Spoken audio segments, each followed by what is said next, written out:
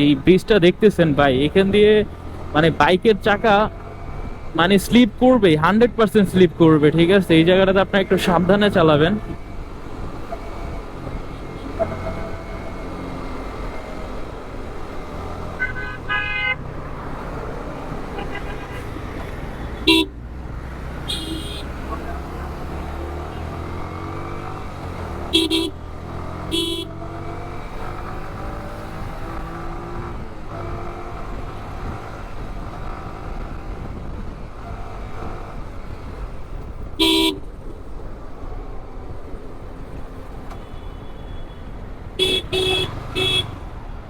তো এইখানটায় আসার তো জ্যাম তো থাকবেই।